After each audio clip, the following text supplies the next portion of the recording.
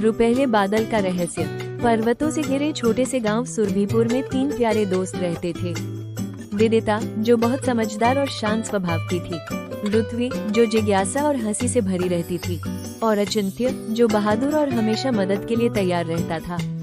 तीनों हर शाम गांव के बाहर घास के मैदान में जाकर खेलते और आसमान देखते। एक दिन आसमान में कुछ अजीब दिखा। एक रुपहला बादल जो बाकी बादलों से अलग चमक रहा था। लेकिन असल चौंकाने वाली बात ये थी कि वो बादल स्थिर था। हवा चल रही थी, मगर बादल हिल नहीं रहा था। रुत्वी उत्साह से बोली, ये तो जादुई है, चलो देखते हैं इसमें क्या है। अचिंत्य बोला, ये खतरनाक भी हो सकता है। लेकिन विदिता ने धीरे से कहा, अगर ये सच में जादुई है तो हमें सावधानी से जाना चाहिए, पर डरना नहीं चाहिए। तीनों साहस जुटाकर उस चमकते बादल के नीचे पहुँचे। जैसे ही करीब गए, बादल ने एक नर्म रोशनी फैलाई और उनके सामने एक बादल रक्षक प्रकट हुआ। उसका रूप धुएं जैसा था, लेकिन आंखें बेहद दयालु। वह बोला, मैं हूँ नीलाक्ष, रुपहले बादलों का रक्षक। मैं एक बड़ी समस्या में फंसा हूँ, क्या तुम मेरी मदद करोगे? तीनों ने बिना सोचे कहा, हाँ बिल्कुल करेंगे।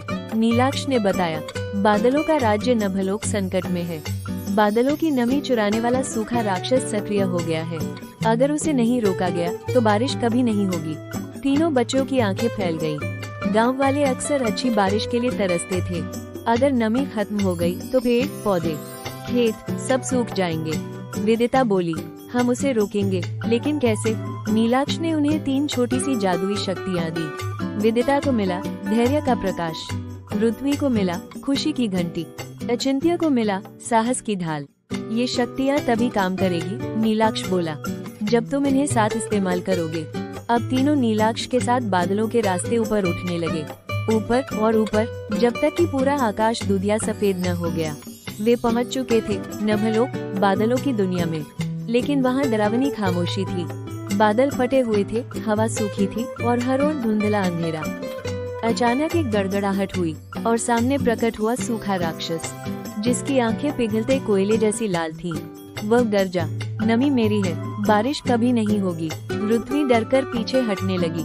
अचिंत्य ने उसकी रक्षा की और ढाल उठाई।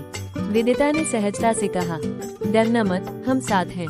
राक्षस उनकी ओर बिजली की तरह बढ़ा। अचिंत्य ने साहस की ढाल उठाई। राक्षस का वार वापस उछल गया। रुत्वी ने खुशी की घंटी बजाई और उसकी तेज ध्वनि से वातावरण में गर्माहट फैल गई। राक्षस कुछ पल के लिए कमजोर पड़ गया। अब विदिता की बारी थी। उसने धैर्य का प्रकाश प्रकट किया। एक शांत सफेद रोशनी चारों ओर फैली। राक्षस चीख पड़ा, ये रोशनी, ये मुझे कमजोर कर रही है। तीनों ने एक दूसरे का हाथ पकड़ा। उनकी तीनों शक्तियाँ आपस में मिलकर एक शक्तिशाली चमक में बदल गयी।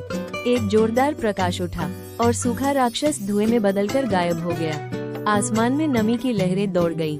नीलाक्ष मुस्कुराया, तुम तीनों ने नभलोक को बचा लिया और बारिश को भी। अगले ही क्षण पूरा नभलोक चमक उठा। बादल मोतियों की तरह चमकने लगे। हवा ठंडी और सुगंधित हो गई। नीलाक्ष ने तीनों बच्चों को धन्यवाद दिया और उन्हें नीचे उनके गांव वापस ले आया। जैसे ही वे उतरे, गांव में हल्की हल्की बारिश होने लगी।